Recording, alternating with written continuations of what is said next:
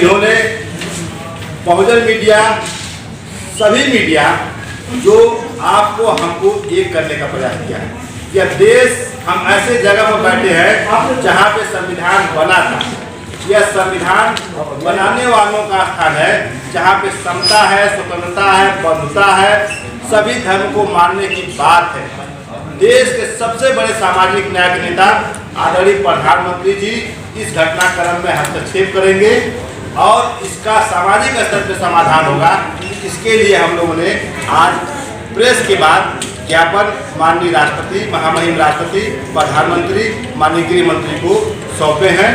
इसके साथ साथ एक अग्रिम सूचना यह है कि हमने अगली 13 जुलाई को एक सभा करने के लिए, सामाजिक सभा करने के लिए दिल्ली पुलिस से परमिशन मांगी है। अगर सभा मिल जाती है तो वहाँ पे आप लोग आएंगे और वहाँ पे देश के जितने भी प्रतिष्ठित लोग हैं, न्यायपालिका के हैं, ऑफिसर हैं, पत्रकार हैं, वकील हैं, डॉक्टर हैं, इंजीनियर हैं, वे लोग अपने विचार रखेंगे। मैं विशेष रूप से पुनः सिकंदर यादव जी को, श्री सिकंदर यादव जी वरिष्ठ समाज सेवी हैं, राकेश जी और तमाम ये जो नोएडा के देखो कितने हटे कट्टे यादव लोग आए हैं, सारे लोगों को आभार और धन्यवाद देता हूँ। जय हिंद, जय भारत।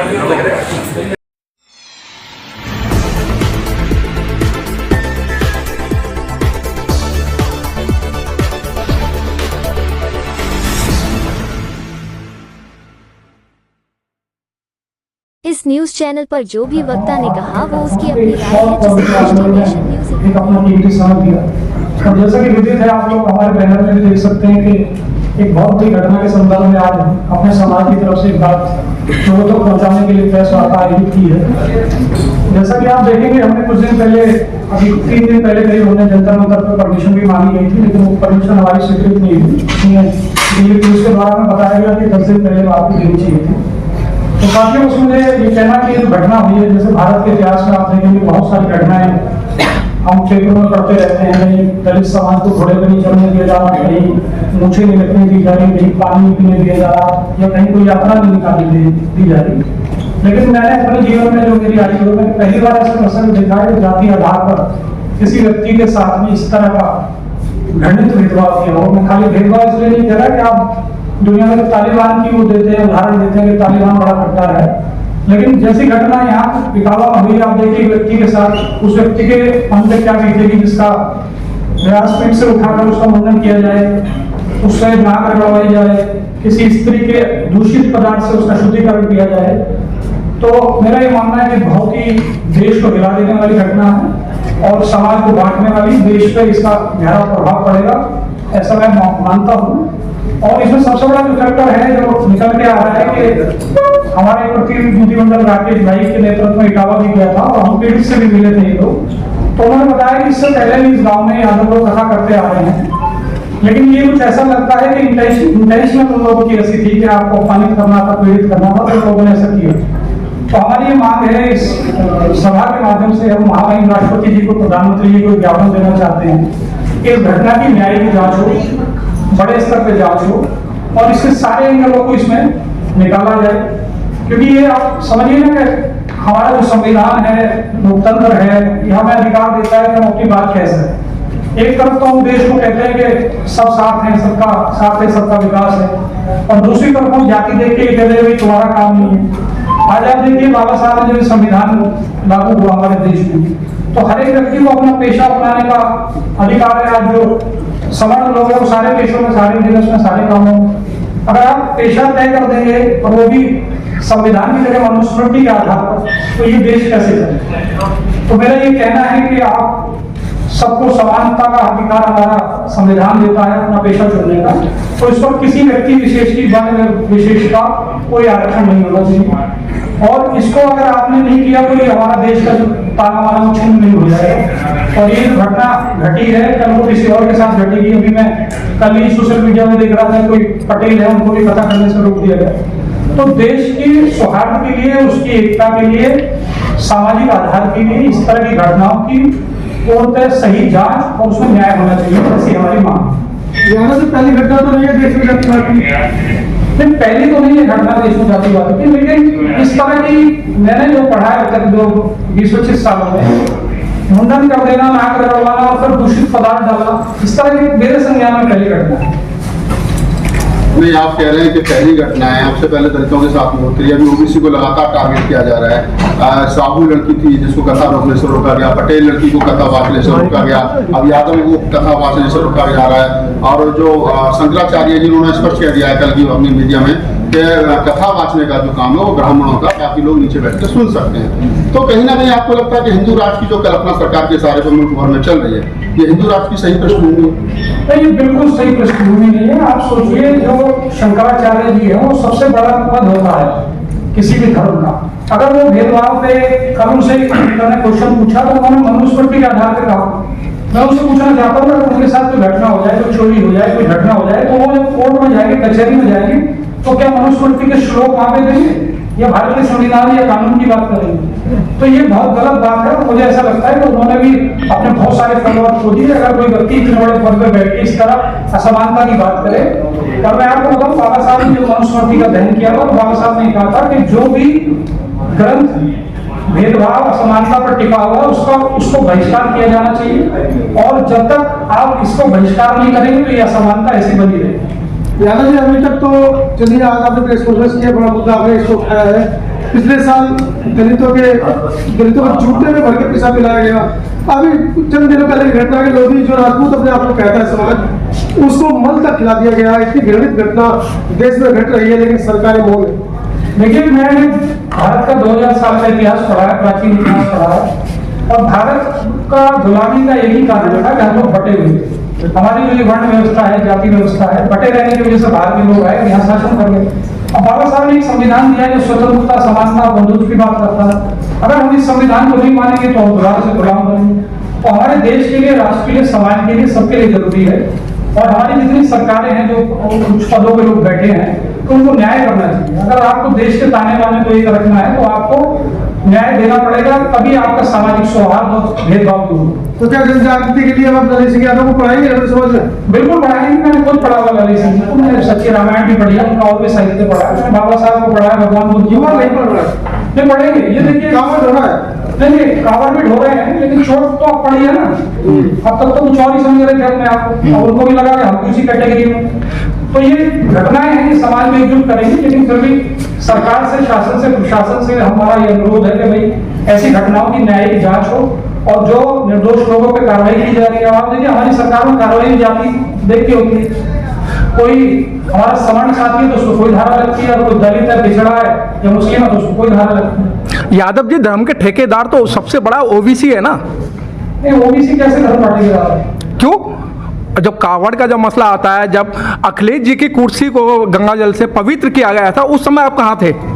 हमने उस समय भी विरोध किया, आपको शायद जानकारी नहीं, मैंने आर्टिकल लिखा था उस समय, और हमने रोहित वेमुला में भी विरोध किया था, बहुत से लोग उसमें थे। सर, जात पूछना अपराध है, जात छिपाना अपराध है? देखिए, मैं आपको एक उदाहरण बताता हूँ। आज भारत सरकार में या प्रदेश सरकार में बहुत सारे सवर्ण लोग हैं जो अपनी जात छिपाकर आरक्षण का लाभ लेते हैं। अब उनको पकड़ के उनका बंधन कर दिया जाए, उनसे नागरिकता करवाई जाए। क्या भारत का संविधान ये अलग करता है आपको? जात छिपाना का अपराध हो सकता है, उसके लिए कानून, थाना है, चौकी है, अदालत, उसमें आप कैसे तय कर लेंगे कि ये होगा? और ये आरक्षण आपको किसने दे दिया कि कथा आप ही करेंगे? जल्दी करो, मनुस्मृति तो लागू नहीं है हमारे देश में। यादव जी, आपको कथा करने से हिंदू समाज जो है वो रोक रहा है, तो क्या यादव समाज हिंदू है या नहीं है? देखिए, मैं तो सबको भारतीय मानता हूँ। मैं इसमें पढ़ता ही जो भारत में भारतीय, बाबा साहब ने जो हमारी प्रस्तावना है, हम भारत के लोग का भी लोग इनको लोग किया मैं धर्म पर जाता ही सब लोग भारतीय। सिकंदर जी, जो एफआईआर हो रही है बच्चों पर, अब जो गिरफ्तारी हो रही है, उसको कैसे देख रहे हैं? क्या सरकार की? देखिए, हम ये प्रेस वार्ता कर रहे हैं तो अपने संवैधानिक अधिकार के तहत कर रहे हैं, हम एक विरोध कर रहे हैं, प्रोटेस्ट कर रहे हैं, अपनी बात को पहुंचाने की कोशिश कर रहे हैं, और हम किसी भी ऐसे व्यक्ति का समर्थन नहीं करते जो तोड़फोड़ करे, दूसरी कार्रवाई करे। लेकिन उसमें अगर आप निर्दोषों को फंसाएंगे, उसकी जाति को देखते, मैंने सोशल मीडिया पे देखा, वो इंस्पेक्टर पूछ रहे हैं तो स्कूल से बच्चों को उठाया जा रहा है, देखिए उठाया जा रहा है। इस भेदभाव के लिए हम लोग मांग कर रहे हैं कि इसकी न्यायिक जांच हो, उच्च स्तरीय न्यायिक जांच हो, और इसमें जो षड्यंत्र है, जो दोषी लोग हैं, उन पर कार्रवाई। गगन यादव आपके के समाज के बड़े युवा नेता हैं और सामाजिक मुद्दों पर मुखर होकर के बोलते हैं, वो वहाँ पर गए थे, उनको भी कहीं ना कहीं पुलिस प्रशासन टारगेट कर रहा है, उनकी आर्मी जो तमाम बच्चों को गिरफ्तार करने की कोशिश कर रहा है। उन बच्चों के बारे में क्या होना चाहिए? देखिए मैं एक उदाहरण देता हूँ आपको। अभी पीछे करनी सेना ने प्रदर्शन किया, कितनी अरेस्टिंग होगी उसमें आज तक, कितने लोग वांटेड है उसमें, उन पर कार्रवाई नहीं है। लेकिन अगर जाति देख के धर्म देख के कार्रवाई होगी तो देश के ताने बाने के लिए नुकसान है। डॉक्टर अम्बेडकर ने कहा था कि भारत का इतिहास कुछ नहीं है, सिर्फ बुद्धिज्म और मनुवाद के बीच का टकराव महज है। आप मानते हो कि कहीं ना कहीं मनुवाद और बुद्धिज्म में जो असमानता है वो कहीं ना कहीं वर्तमान परिस्थितियों में ज्यादा जो अंगड़ाई ले रही है, क्योंकि हिंदू राष्ट्रीय कल्पना जो है वो सरकार के सार्वभौम। देखिए ये आपकी बात राहुल जी सही है कि जब सत्ता का आज का प्रेशर किसी को भी मिलेगा तो वो आदमी की हिम्मत विश्वास की बढ़ जाती है। आज हम ये प्रकरण इसीलिए देख पा रहे हैं कि मैं किसी वर्ग को, किसी वर्ण को, किसी जाति को टारगेट नहीं करता। हर जाति में अच्छे बुरे लोग होते हैं। बहुत सारे संबंधों में लोग पोस्ट देख रहा हूँ हमारे पक्ष में डाल रहे हैं, अच्छी बात है। मैं सिर्फ उन लोगों को कह रहा हूँ जिनकी मानसिकता मनुस्मृति को मानने की है, भेदभाव की है, और उनको ऐसा लग रहा है कि सत्ता में उनके लोग बैठे हैं, केंद्र में उनके लोग बैठे हैं, तो ये उनकी गलत फहमी। सरकार किसी एक समाज से, एक जाति से, एक धर्म से नहीं बनती, सबका वोट उसमें लिया जाता। तो जब दूसरे समाजों के साथ अन्याय होगा, अत्याचार होगा, तो वो अब नहीं देंगे, 27 में 29 में जवाब देंगे। तो मुझे नहीं लगता कि कोई भी टॉप लीडरशिप ये चाहेगी कि किसी एक वर्ग को ज्यादा प्रेशर दिया जाए, दूसरे को कम दिया जाए। ये तो हर एक शासक के लिए भी मुश्किल है ना। लॉ एंड ऑर्डर की दिक्कत आप देख रहे हो, प्रदेश में वो घटनाएं होगी, तो मुझे नहीं लगता कोई मुख्यमंत्री, प्रधानमंत्री ये चाहे। सरकार इस प्रेस वार्ता के बाद भी सजग नहीं होती है और कोई कड़े डिसीजन नहीं लेती, तो क्या करेंगे आप लोग? देखिए आगे हम लोग एक प्रतिनिधि मंडल बना के पीड़ित से भी मिलेंगे और अपने समाज को, पिछड़े समाज को जगाएंगे कि भाई आप जो शास्त्र, जो धर्म, जो आपको कथा करानी है आप अपने आप करिए। केरल में, तमिलनाडु में कानून बन गया, आप वकील बनते हैं तो रजिस्टर की डिग्री लेते हैं, डॉक्टर बनते हैं एमबीबीएस की डिग्री लेते हैं, हर एक पेशे की एक डिग्री है। तो पुरोहिताई की डिग्री तमिलनाडु केरल में संविधान के तहत लागू है। कोई व्यक्ति योग है, उसको ज्ञान है, शास्त्रों का ज्ञान है, या पढ़ा लिखा है, वो एक परीक्षा दे और पुरोहित बन जाए। तो इसमें आरक्षण क्यों रहेगा? यादव जी, ऐसी खबरें आ रही कि जो पीड़ित है उनसे संपर्क नहीं हो पा रहा है, उनकी सुरक्षा के लिए कुछ उपाय करेंगे, क्या करेंगे, क्योंकि मामला बड़ा संगीन है। देखिए अभी तो मेरे संज्ञान में नहीं है, लेकिन जैसे आपने बताया ना, हम इसका ज्ञापन देंगे, उनको भी जाएंगे भी, मिलेंगे भी लोगों से। लोकतंत्र को तो यही अधिकार है ना आपको कि भाई आप अपनी बात को कह सकते हैं, मंच पे जाके समझा सकते हैं। मैं इसको यादव खाली उसको नहीं देखा, ये मेरे समाज को हुआ, मैं जरूर अपने समाज के लोगों को लेकर बैठा हुआ हूँ, क्योंकि यादव जो है उत्तर प्रदेश में पिछड़ों में सबसे बड़ी जाति है, और जो सबसे बड़ी जाति उसका कर्तव्य भी सबसे बड़ा। अगर हम नहीं करेंगे, विरोध नहीं करेंगे, तो जो शोषित पीड़ित लोग हैं वो हमारे साथ जुड़ेंगे। वो सोचेंगे भाई यादव भी दब गए, वो भी वैसे ही बैठ जाएंगे। और दबना लोकतंत्र में आपको अधिकार है, आप अपनी बात दमखम से कहिए और सरकारें इसको मानेगी, झुकेंगी, क्योंकि संख्या बल से आपके वोट से सरकार बनती है ना। सिकंदर जी, शोषण भी आप लोगों का हुआ, अपमान भी आप लोगों का हुआ, और घेरा भी आप ही लोगों को जा रहा है देश भर की तरफ से, और सरकार और मीडिया की तरफ से भी। तो ये ऐसा क्यों हो रहा है? आप ही को ही आरोपी बनाया गया है इसमें। देखिए मैं ये ऐसा होता है जैसे सामंतवाद में, मनुवाद में यही होता है कि जो पीड़ित है उसी के ऊपर मुकदमे लगा दिए जाते हैं। लेकिन जब जनबल जागेगा, लोग जागरूक होंगे, तो सब चीजें वापस होंगी, चेंज होंगी। क्यों नहीं होंगी? भाई जो लोकतंत्र है वो तो जनबल से है, जनता की ताकत से खड़ा। अखिलेश यादव जी को विलन बना दिया इसमें पूरा, की राजनीति कर रहे हैं इस पे। देखिए भाई किसी को, घटना को, किसी को अपमानित करना और किसी को सम्मानित करना राजनीति कैसे हो जाएगी? अगर आप किसी को अपमानित कर रहे हैं और मैं आज उसके पक्ष में आके रहा हूं, तो ये राजनीति नहीं होगी। राजनीति तो हर व्यक्ति किसी न किसी विचारधारा से जुड़ा हुआ है। सर पहले दलितों पे शोषण हुआ, फिर मुस्लिमों पे हुआ, और अब आप पे यानी यादवों पे हो रहा है। अगला नंबर किसका है सर? देखिए दलित, मुस्लिम और पिछड़ों को आप जोड़ दें तो 85% तो हो ही है। अब नंबर बाकी किसका रहना चाहिए इसके बाद? जी जब SC ST OBC के साथ अत्याचार होता है, जो उसको मदद करता है तो कहते हैं जातिवाद कर रहे हैं, लेकिन सबल के साथ होता है तो मानवतावाद होता है। देखिए मैं थोड़ा सा एक चीज बताऊं, आप लोगों को पता भी होगी, क्योंकि हम जब संविधान लागू हुआ और हमारी आजादी को ज्यादा समय नहीं हुआ। आज जैसे राहुल गांधी जी की बात कोट कर देता हूँ, मेरी अपनी बात नहीं है, उन्होंने ऐसी प्रेस कॉन्फ्रेंस चल रही, उसको पूछ लिया था कितने पिछड़े हैं, कितने दलित हैं, तो मिले नहीं उनको।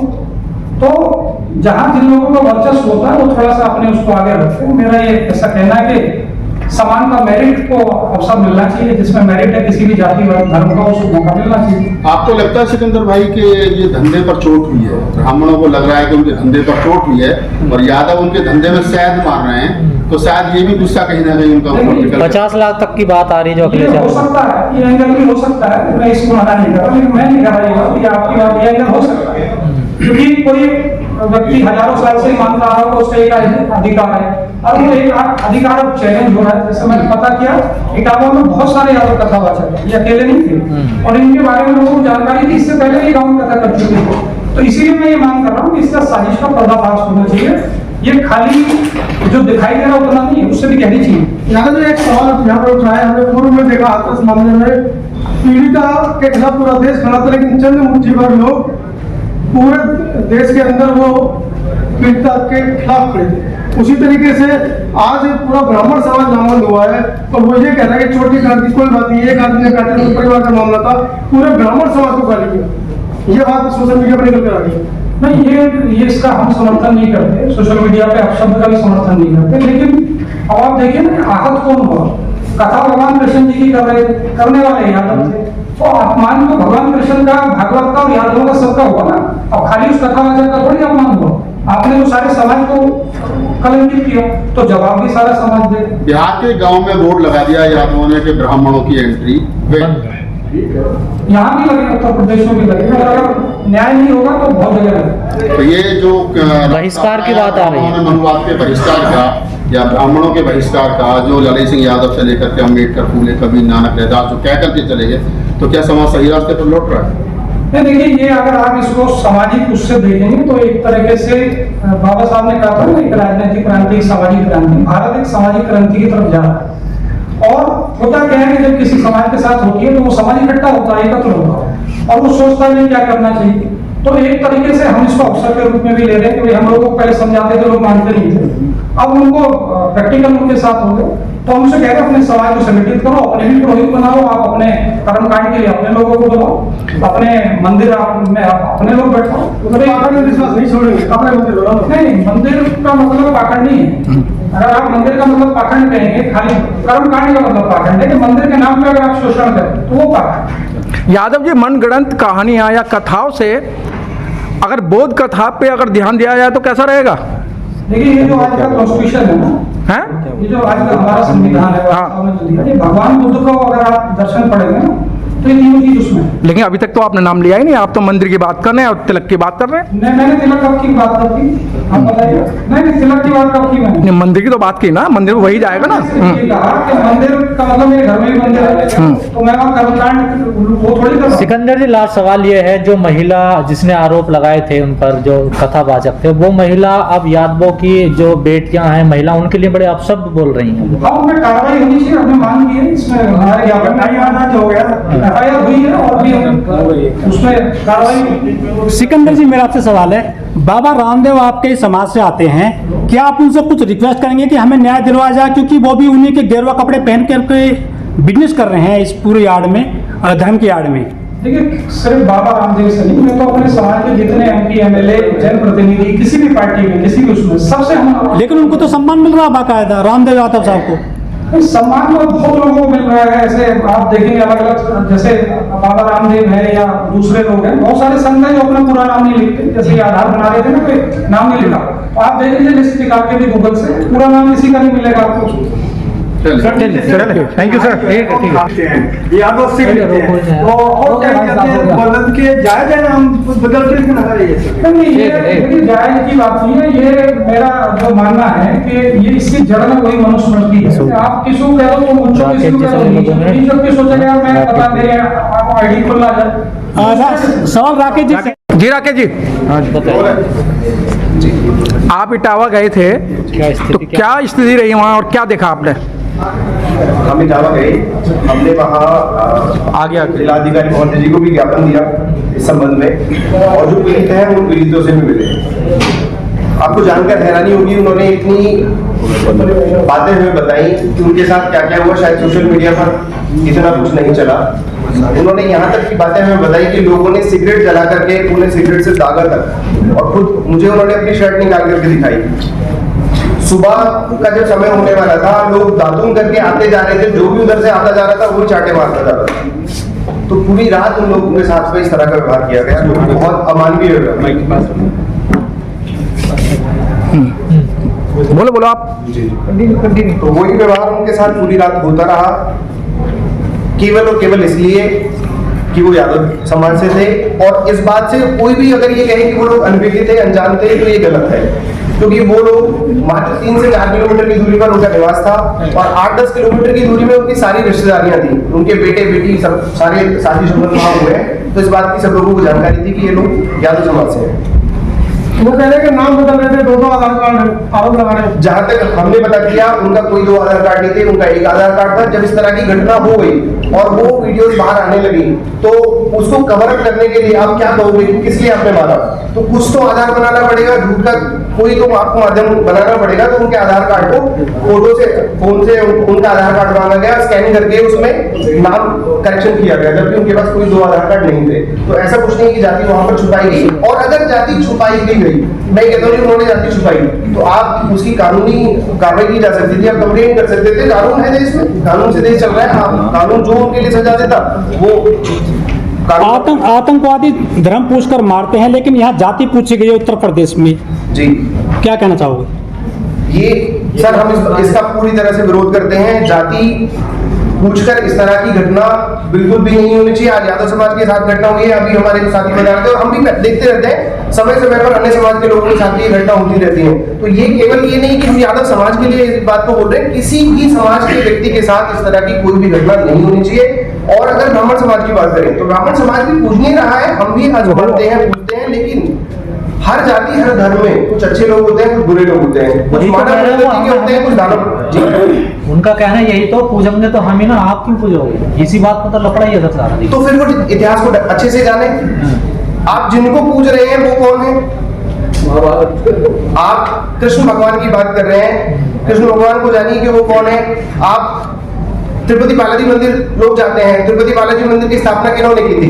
9वीं सदी में एक यादव राजा ने कराई थी, और आज भी वहां प्रथम दर्शन का जो कपाट खोलने का जो अधिकार है वो यादवों का है, और केवल यादवों की नहीं, और ऐसे बहुत सारे। अब काशी विश्वनाथ में जलाभिषेक होने वाला है, वहां पर सावन के सोमवार का जो पहला अधिकार है वो यादव समाज का है। और केवल यादव के नहीं, ऐसे भारतवर्ष में बहुत सारे मंदिर हैं जहां जाट समाज के लोग, गुर्जर समाज के लोग, यादव समाज के लोग, अन्य राज्यों के लोग भी पीढ़ी दर पीढ़ी वहां पर जो है महंत है, पूजा पाठ वहां करते चला रहे। तो ऐसा बिल्कुल भी नहीं है कि ये कोई आरक्षित चीज है कि एक ही समाज इस बात को करेगा।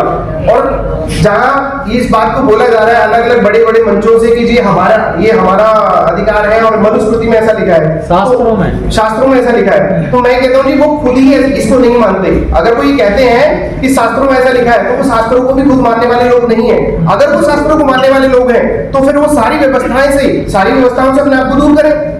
जितने भी IAS ऑफिसर्स हैं, PCS है, IFS है, IRS है, शास्त्रों में कहीं लिखा कि ये लोग वहां पर जाकर के बैठेंगे। जितने भी राजनीतिक लोग हैं, वो ग्राम प्रधानी के चुनाव से लेकर के ब्लॉक प्रमुख हो, जिला पंचायत हो, विधायक हो, सांसद हो, या मुख्यमंत्री लेवल का कोई व्यक्ति हो ब्राह्मण समाज से, अगर आप ये कहते हो कि वो शास्त्र सम्मत बात है कि हमारा अधिकार है, तो फिर आप उसी को लागू करिए, बाकी सारी व्यवस्थाएं क्या लगता है वर्चस्व की लड़ाई है, पूजा पाठ 2 समाज में वर्चस्व की लड़ाई है? देखिए, इसको मैं वर्चस्व की लड़ाई आप लोग कह सकते हैं, मान सकते हैं, क्योंकि अब एक चीज मैं देखता हूं सब जगह कि ये समाज जागृत क्यों हो रहे हैं। अब तक लोगों को जैसे चलाया जा रहा था, ज्यादातर चीजों के विरोध नहीं होते थे, लेकिन अब जो नई जनरेशन है, हर समाज के बच्चे पढ़ रहे हैं, युवा टेक्नोलॉजी से जुड़े हैं, ये AI का जमाना है, टेक्नोलॉजी का जमाना है। तो आज किसी भी चीज को की सच्चाई की सत्यता की जांच करना बहुत ज्यादा वैसा नहीं है, तो आज ज्यादा भ्रमित नहीं किया जा सकता इसी चीज के लिए। सर वो नारा एक बड़ा फेमस स्लोगन है कि राजा का बेटा राजा बनेगा। अब क्या ब्राह्मण का बेटा ब्राह्मण का काम करेगा, ये बात हो गई है? या यादव का बेटा है तो वही काम करेगा जो करते आए हैं? देखिए, जो ज्ञानी है, जिसको ज्ञान है, वो ज्ञान का प्रचार प्रसार करेगा, इसमें कोई आरक्षण नहीं। सवाल ये है कि ब्राह्मणों ने बड़ा आरोप लगाया है कि कथावाचकों ने उनकी पत्नी के साथ छेड़छाड़ की। सबका से वीडियो में आपने शुरू से सारी वीडियोस को देखा हो, और अगर किसी पत्रकार साथी ने उन वीडियोस को अच्छे से जांच किया हो, तो शुरू ऐसा कोई भी प्रमाण या कोई भी साक्ष्य निकल करके सामने नहीं आया कि उन्होंने उनकी पत्नी के साथ में किसी भी तरह की अभद्रता की। जो रात की वीडियोस हैं उसमें साफ साफ स्पष्ट दिखाई दे रहा है कि तुम यादव होकर के और ब्राह्मणों के गांव में कथा करोगे, यहाँ हमारे 109 घर हैं, ये हैं। उसके अलावा उन्होंने कहा कि यादव बहुत गुंडाई कर रहे हैं, वो राजनीति में भी आगे जा रहे हैं, और अब तुम पंडित बनोगे, अब तुम ये करोगे। शुरू में सबसे पहले उन्होंने आधार कार्ड का खिला, जब लगा कि आधार कार्ड की बात ज्यादा नहीं चल पाएगी, तो उन्होंने छेड़छाड़ वाला आरोप लगाया। उन्हें ये भी लगा कि इसका खंडन हो सकता है क्योंकि प्रमाण नहीं है, तो उन्होंने कहा कि ये तो सत्ताधारी पार्टी के राष्ट्रीय अध्यक्ष से इनकी डायरेक्ट बात है, और ये हम ऐसा कर देंगे, वैसा कर देंगे। इस तरह के उन्होंने आरोप लगाने की कोशिश की। फिर चौथा स्टेटमेंट, पांचवें स्टेटमेंट उनका है जी हम तो फिर रोना गाना शुरू हुआ कि जी हम तो बहुत ज्यादा पीड़ित हैं। अगर वो पीड़ित है, उनके पति की आप स्टेटमेंट सुनेंगे तो बोल रहे हैं कि जी हमारे साथ ऐसा हो जाएगा वैसा हो जाएगा। उनकी पत्नी की स्टेटमेंट सुनेंगे तो उनकी पत्नी ने स्टेटमेंट अभी दी कि अभी तो मूत्र छिड़का गया है, अभी तो इनकी गर्दन कटनी चाहिए सालों की। और मैं बहुत ज्यादा बातें बोल नहीं सकता, शायद आपने वो वीडियो देखी होंगी। राकेश जी, भारत के अंदर नए नए आविष्कार होते हैं। पहले गंगा जल को पवित्र माना गया, फिर गाय के मूत्र को पवित्र माना गया, और आप वीडियो वायरल देख रहे हैं, अब पंडितानी के पेशाब को पवित्र माना जा रहा है। देखिए, इसको पवित्रता से बिल्कुल मैं नहीं देखता। मैं तो इस बात का पूरी तरह से खंडन करता हूँ कि ये किसी के ऊपर भी ये कह करके करना कि ये इससे शुद्धिकरण हो गया, ये सब चीजें करना हो गया, ये 21वीं सदी के भारत में बहुत ही चिंता का विषय है। ऐसा नहीं होना चाहिए। राकेश जी, वर्तमान सरकार में ये देखा गया है कि ब्राह्मण और पंडितों पे अगर कोई भी आरोप लगाया गया है तो वो सिद्ध करने में आपको एड़ी से चोटी तक का दम लगाया गया, पर फिर भी आपने जो कार्रवाई चाहिए वो नहीं हुई। क्या कहना चाहेंगे? देखिए, कार्रवाई की अगर बात करें, इस एक्शन के बाद जिन लोगों ने वहां प्रोटेस्ट किया, हम ये तो नहीं कहते कि जो रास्ता उन्होंने अपनाया वो सही था या नहीं था, उसमें कानून है, कानून उनको उस तरह से होगा। इसके अलावा सोशल मीडिया पे जिन लोगों ने वीडियो उसके समर्थन में डाली, मैं मान सकता हूं कि उनके शब्द इधर उधर रहे होंगे, तभी उनको पुलिस ने गिरफ्तार वगैरह किया, लेकिन केवल एक समाज के लोगों को। अगर आप निष्पक्षता की बात करें, पुलिस प्रशासन से मैं ये निवेदन करता है, भारत सरकार से भी शांत हो जाओ यार। भारत सरकार से हम ये निवेदन करते हैं, उत्तर प्रदेश सरकार से हम ये निवेदन करते हैं, अगर आप सोशल मीडिया पे गलत कमेंट करने के एवज में आप यादव समाज के लोगों को अलग अलग जगह से उठा सकते हैं, गिरफ्तार कर सकते हैं, तो आप हमें बताइए, हम 2 दिन के अंदर हजारों नहीं 50,000 आईडी से सोशल मीडिया पर गंदे और अभद्र कमेंट की रिपोर्ट हम आपको देंगे। क्या सभी लोगों के नाम एफआईआर होगी? और केवल यादव समाज के लिए नहीं, हर वर्ग हर जाति के लोगों के लिए एक पूरा नेक्सस है। आप समझिए, हम लोग काफी टाइम से मॉनिटर कर रहे हैं, और जहां तक जातिवाद की बात करते हैं, यादव समाज कभी जातिवाद की बात नहीं करता। यादव समाज वो समाज है जो सभी जाति धर्म के लोगों का सम्मान करता है, सबको साथ लगा करके चलता है। हमने पूरा इस पे डाटा बनाया है। हर समाज के संगठन बने हुए हैं, जातीय संगठन बने हुए होने भी चाहिए, क्योंकि राजनीतिक पार्टियों को, कोई भी राजनीतिक पार्टी किसी भी समाज के लिए खुल करके काम नहीं कर सकती। उन्हें राजनीति करनी है, उन्हें सब समाज की वोटें चाहिए। लेकिन जो जातीय संगठन होते हैं, वो बहुत सारी ऐसी हमारी परेशानियां होती हैं जिनकी आवाज वो सरकारों तक और अन्य मंचों तक पहुंचाते हैं। तो जातीय संगठन होना अच्छी बात है, कोई बुरी बात नहीं है। अपनी जाति से प्रेम करना या अपने समाज के उत्थान के लिए काम करना कभी जातिवाद नहीं होता। दूसरे की जाति को घृणित दृष्टिकोण से देखना, उसको किसी को ऊंचा नीचा समझना है, गलत बोलना, ये सबसे बड़ा जातिवाद है। चलिए, थैंक यू सर। राजनीतिक तौर पर आप मजबूत हैं, सरकार रही हैं अखिलेश यादव जी की, मुलायम सिंह यादव जी की, रक्षा मंत्री भी रहे थे मुलायम सिंह यादव जी। आप पॉलिटिकली इतने मजबूत है, लेकिन सामाजिक स्तर पर आप इतने शोषण किया गया है, क्या बदलाव नहीं आ रहा है पॉलिटिकल के बाद में सोशोलॉजिकली? नहीं, ऐसा नहीं, बदलाव नहीं आ रहा है। अगर परिवर्तन ना होता तो आज का युवा देखिए बहुत जागरूक है, टेक्नोलॉजी से सब लोग जुड़े हुए हैं, और कहीं ना कहीं अलग अलग तरीके से हम इसका विरोध करते हैं, प्रदर्शन करते हैं, बाकी सब चीजों को सामने लाने की कोशिश करते हैं। हरियाणा के यादव और यूपी के यादव में क्या अंतर देखते हैं आप?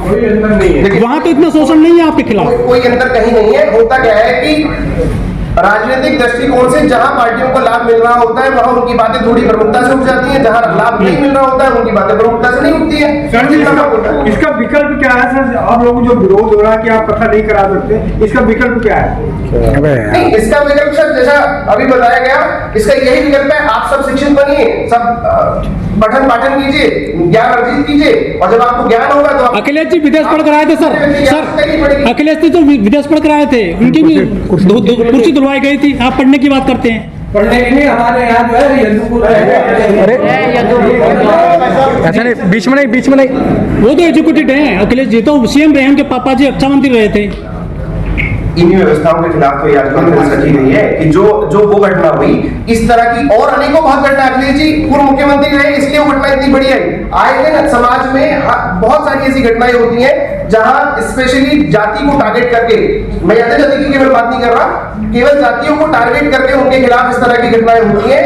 हम इस बात के लिए पहल करते हैं कि किसी भी जाति या समाज के लोगों को उनका धर्म या जाति देखकर उनके साथ इस तरह का